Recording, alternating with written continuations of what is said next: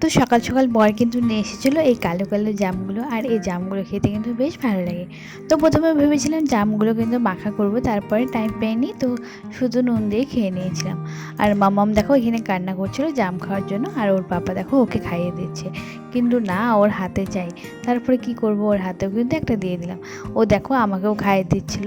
তারপরে ও আর পাপা জামগুলো খেয়ে নিল। মামাম তো একটাই খেয়েছিল, বাদ বাকিটা ওর পাপাই খেয়ে নিয়েছিল। আর মামামের শরীরটাও কিন্তু তত একটা ভালো ছিল না, ওর মুখ দেখে কিন্তু বোঝাই যাচ্ছে।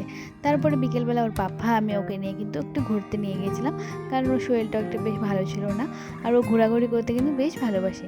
তারপরে দেখো একটা দোকানে দাঁড়িয়েছিলাম আমি, আর ও কিন্তু এখান থেকে সিঙ্গারা চপ এসব নিয়ে নিচ্ছিল। তারপরে একটু ঘোরাঘুরি করে চলে গেলাম বাড়িতে। তারপরে দেখো বাড়িতে এসে কিন্তু আমি শুধু শুধু একটা সিঙ্গারা খেয়ে নিচ্ছিলাম, তারপরে কিন্তু চা দিয়ে খাবো। তো প্রথমে ঘরে গিয়েই কিন্তু একটা সিঙ্গারা আমি খেয়ে নিয়েছিলাম, আর সিঙ্গারাটা কিন্তু খুবই টেস্টি ছিল। তারপরে কিন্তু চার সাথে খেলাম। তো বিকেলবেলা চায়ের সাথে কিন্তু একটু চটপটা কিছু খেতে বেশ ভালোই লাগে বলো। আর চাটাও কিন্তু খুবই টেস্টি হয়েছিল, কারণ আমিই বানিয়েছিলাম। তারপরে চা আর এগুলো খাওয়া কমপ্লিট করলাম, তারপরে কিন্তু চলে গেলাম বাড়ি।